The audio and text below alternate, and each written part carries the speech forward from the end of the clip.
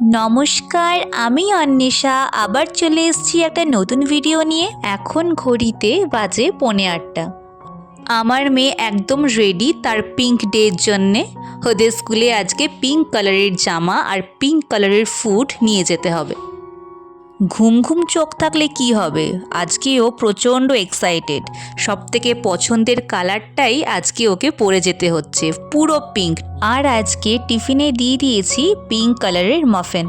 Pink pastry খুঁজেছিলাম কিন্তু কোনো জায়গায় পিঙ্ক কালারের পেস্ট্রি পাওয়া যাচ্ছিল না, সব জায়গাতেই চকলেট পেস্ট্রিটাই অ্যাভেলেবেল ছিল। এই যে স্কুল প্রায় পৌঁছে গেছি, এবার ঢুকছি আমরা স্কুলে। আজ বাড়িতে আমার ফ্রিজ পুরো ফাঁকা, তাই আজকে একটা জায়গায় আমরা যাচ্ছি, চলো তোমাদেরকেও নিয়ে যাই।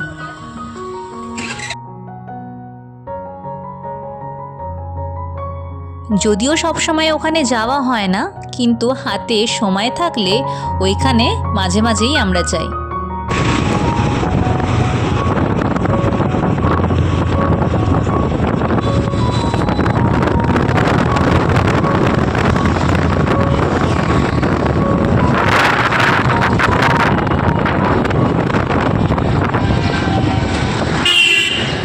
এই রাস্তাটা হয়তো তোমাদের চেনা, কারণ আগের একটা দুটো ভ্লগে তোমাদেরকে দেখিয়েছিলাম।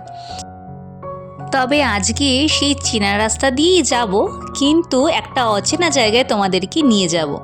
এই বাজারটাও হয়তো তোমরা দেখেছো, শীতটা অনেকটাই কমে এসছে বলে এখন বাজারটা বেশ জমজমাট হয়ে থাকে।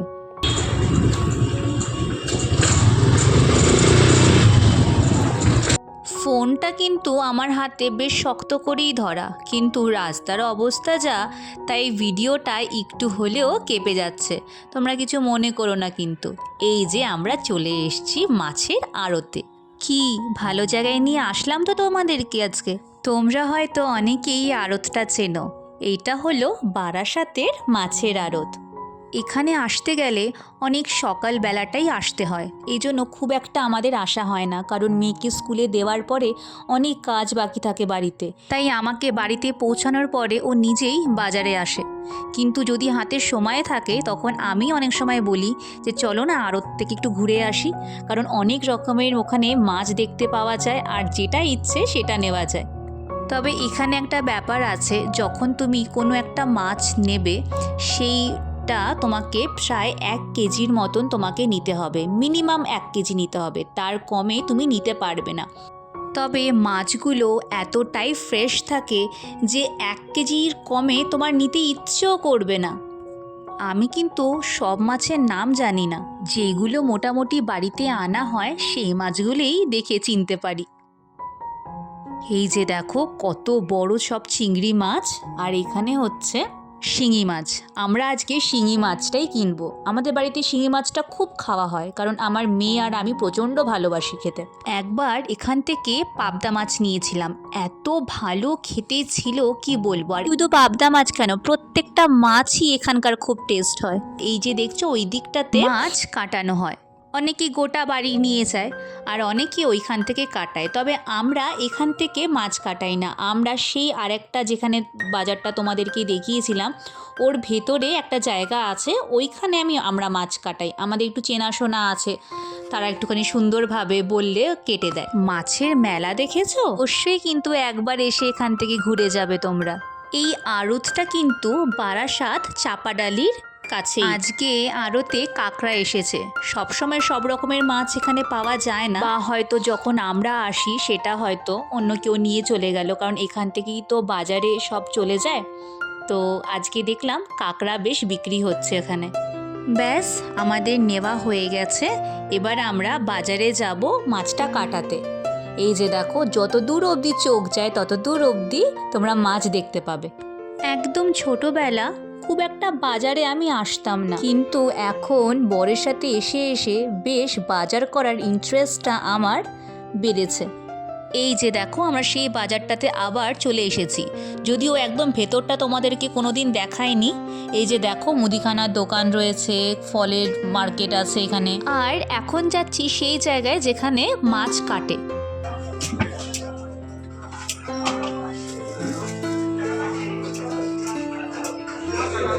এই যে দেখো সেই মাছের বাজার, এখান থেকেও আমরা মাঝে মাঝে নিতাম আগে।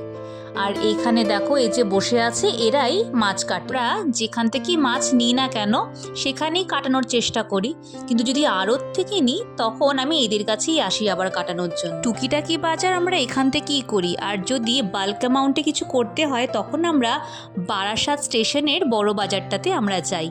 আর এখন বাজে প্রায় 10টা, বাড়ি চলে এসেছি, তাই ব্রেকফাস্টের পর্ব তো সারতেই হবে। আজকে সকালে আর চা বা সেই বিটরুটের জুসটা আর খাওয়া হলো না, তাই ডিরেক্টলি ব্রেকফাস্টের পর্বেই গেলাম। আজকে মেয়েকে আমরা দুজনেই স্কুলে নিতে যাব, তাই ব্রেকফাস্টকেই চটপট রান্নায় হাত দেব, না হলে টাইম মতো পৌঁছাতে পারবো না। এখন বাজে 11:30 আর আমি রেডি হয়ে গেছি, আর রেডি হয়েই আমি লাঞ্চটা রান্না করছি, কারণ লাঞ্চটা মোটামুটি একটু এগিয়ে নিয়েই মেয়েকে নিতে যাব। এদিকে ভাতটা আমার হয়ে গেছে, তাই উপর দিয়ে নিচ্ছি। আজকে সিঙ্কটা একটু পরিষ্কার করব, খুব ময়লা হয়েছে। জানো তো, আমি বিয়ের পরে কোনো কাজই করতে পারতাম না, মানে আমি আসলে বাপের বাড়িতেও কোনো কাজই করতাম না, সব আমার শ্বশুরবাড়িতে এসে শেখা। এই যে সিঙ্কটা পরিষ্কার করা বা কোনো একটা জায়গায় ময়লা থাকলে সুন্দর করে সেই জিনিসটাকে ক্লিন করা, সেরকমভাবে যেন বুঝতেও পারতাম না কিভাবে করব। এই সব কিছু শিখেছি আমার শাশুড়ি আর কাকি শাশুড়ির দৌলতে। তবে সত্যি কথা যে ওরা কোনো দিনও এই কথাটা বলেনি যে তুমি কিছুই শিখে আসোনি বা তুমি এটা পারো না করতে, কোনো দিনও বলেনি, কারণ ওরাও জানে যে মেয়ে হয়েছি মানে সব কাজ জানতে হবে তার কোনো মানে নেই। তাদের নিজের পড়াশোনা আছে, নিজের ক্যারিয়ার আছে। শুধু আমার শাশুড়িদের কথা বলবো কেন, এখন সব বাড়িতেই তাই। আজকাল সবারই চিন্তা ধারণা অনেকটাই বদলেছে। এই যে চলে এসছি আমার মেয়েকে নিতে। আজকে এই দুটোর মধ্যে ঝগড়া হয়েছে, কে কাকে যেন কি দেয়নি, তার জন্য দুজনে মিলে ঝগড়া করছে। এই যে আরুষি আজকে বলছে আমি গাড়ি থেকে বেরোবো না, তোর সাথে আজকে আমার কথাই নেই, আর আমার মেয়ে বলছে ধুর তুই এরকম কেন করছিস। এই সব নিয়ে দেখো ঝগড়া এদের দুটোর মধ্যে। আবার কি ভেবেছিলাম দুটোর ফটো তুলবো, কারণ প্রত্যেকটা ডেতেই ওদের একটা দুটো করে ফটো থাকে। আজকে এতটাই আরুষির মন খারাপ, ও বেরোলোই না। কি আর করা যাবে, এই এখনও চলে গেছে। আর আমার মেয়ে এই যে আরেকজনের স্কুটিতে উঠে বসেছে, কি যে করে, স্কুটি দেখলেই ও সামনেরটার মধ্যে উঠে বসবে। আর আজকে হঠাৎ করে ওদের একটা ক্লাস টেস্ট হয়েছে, যদিও আগের থেকে আমরা কিছু জানতাম না, হওয়ার কথা ছিল গতকাল, কিন্তু আজকে দেখি ওদের ক্লাস টেস্ট নিয়েছে। কি আর করা যাবে, কি পেরেছে কে জানে, বলছে তো মাম্মা সবই পেরেছি, কি যে পেরেছে কি না পেরেছে সে খাতার তারপরে দেখলে বোঝা যাবে। আজকে আমার মেয়ের আবার চুলটা একটু কাটাবো, এত ঠান্ডা লেগেছে আর কাশি কমতেই চাইছে না। এই যে দেখছো এই অ্যান্টিবায়োটিকটা আজকের থেকে স্টার্ট করব। এই যে দেখো নিজেই বলছে মাম্মা আমি এটাকে তৈরি করি, তারপরে আমি নিজেই সুন্দর করে মেপে খেয়ে নেব। অ্যান্টিবায়োটিকের মধ্যে একটা লিকুইড থাকে, একটা পাউডার থাকে, তো দুটো একসাথে মিশিয়ে মানে খাওয়াতে হয়। তো আজকে দেখি একাই মিশিয়েছে, আর এই যে সুন্দর করে মিক্স করছে, আর বলছে যে মাম্মা আজকে একাই সুন্দর করে আমি খেয়ে নিচ্ছি, তোমাকে কিচ্ছু খাওয়াতে হবে না। এই যে দেখো মেপে আমিই দিয়েছি, কিন্তু এখন নিজে নিজেই খাচ্ছে। আর এখন যাচ্ছি চুল কাটাতে। আমার মেয়ে তো কিছুতেই চুল কাটবে না, তাই অনেক দিন ধরে ওকে বোঝাচ্ছি বাবা চুল না কাটলে তোমার শরীরই ঠিক হবে না। আর সত্যি বলতে কি মাথায় আরও ঘাম বসে কিছুতেই কাশিটা কমছে না। আর এই যে চুল কাটানোর পরে এই ঘুষটা ওকে দিতে হয়েছে, মানে এই চুপাচুপস ওর প্রচণ্ড পছন্দের, সেটা ওকে কিনে দিতে হয়েছে। এখন বাজে হচ্ছে প্রায় 7:30। আমার মেয়ে ডান্স টিচার এসছে, তো ডান্স করছে। এখন কিছুতেই ডান্স করতে আসবে না, ওর কি লজ্জা যে ম্যাম দেখে নেবে আমার চুল ছোট, আমাকে সবাই খারাপ বলবে। সে কি অবস্থা আমার মেয়ের। আর যেই ওর ম্যাম দেখেছে ওর চুল কাটিয়ে দিয়েছি, বলছে যে দিদি তুমি খুব ভালো করেছো ওর চুলটা কেটে, এই বয়সে এত বড় চুল রাখার দরকার কি। আর যা ঠান্ডা গরম এখন ওয়েদারটা হচ্ছে, এমনিতেই ঠান্ডা লেগে যাওয়ার মতন অবস্থা সবার। আর আমার মেয়ে বলছে মাম্মা আমার ভিডিও করো না, সবাই দেখে নেবে, সবাই আমাকে খারাপ বলবে। আর কি লজ্জা আমার মেয়ের। আজকে ওর বিকেলবেলায় ড্রয়িং ক্লাস ছিল, কিন্তু বিকালে আজকে ও কিছুতেই ড্রয়িং ক্লাসটা করলো না। তাই যার কাছে শেখে ও তো আমার বন্ধু হয়, তো বললো আমি পাঠিয়ে দিচ্ছি, ওকে একা একাই ড্রয়িংটা করতে বল, আর আমাকে যেন ও একটু সেন্ড করে দেয় যতই রাত হোক না কেন। তাই এখন বসে বসে ওর কি মনে হয়েছে বলছে মামা ঠিক আছে আমি করবো, আর আজকেই আমি স্যারকে দেখাবো।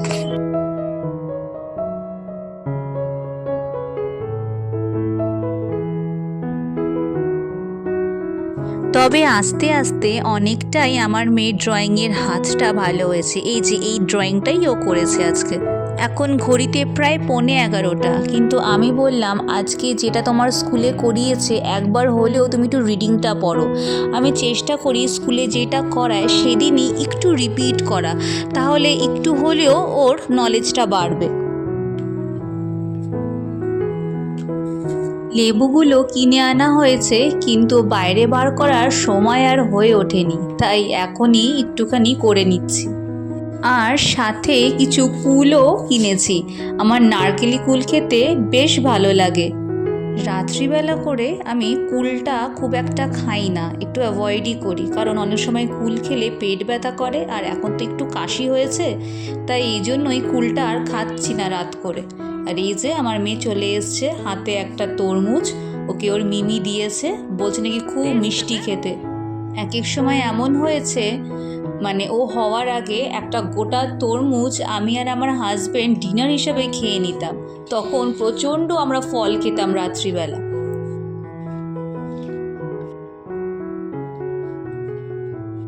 আমার মেয়ের রাতের ডিনার হয়ে গেছে, কিন্তু আমরা ভাবছি আজকে একটু রুটি খাবো, তাই আজকে লাল আলু সেদ্ধ করছি, কারণ আজকে ওইটারই রুটি খাবো আমরা। আলু সেদ্ধ হয়ে যাওয়ার পরে ওটাকে একটুখানি স্ম্যাশ করে তার মধ্যে আটা আর সামান্য একটুখানি ময়দা দিয়েছি, ওইটা দিয়েই সুন্দর করে ভালো করে মেখে রুটি বা পরোটা যেরকমই চাও তোমরা বানাতে পারো। আমি তো খুবই বানাই, যেরকম নরম হয় সেরকমই টেস্ট হয় খেতে।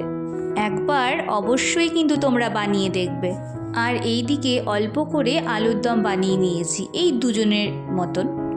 আর রুটিগুলো একসাথে বেলে নিয়েছি, তাহলে একটা একটা করে বানানো যাবে। এই রুটি হলে তো 3টের কম আমি খাবোই না, আর আমার হাজব্যান্ডও তাই প্রচণ্ড ভালোবাসে খেতে। আর এই যে আমার মেয়ের রেগুলার রুটিন, রাত হলেই একটু সাইকেল ওকে চালাতেই হবে, মানে ঘুমোতে যাওয়ার আধ ঘন্টা আগে এইটুকুও করবেই প্রতিদিন।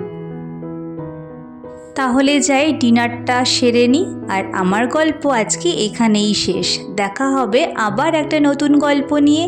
ভিডিওটা ভালো লাগলে অবশ্যই লাইক করো, কমেন্ট করো, আর এরকম নতুন ভিডিও দেখার জন্য অবশ্যই আমার চ্যানেলকে সাবস্ক্রাইব করো।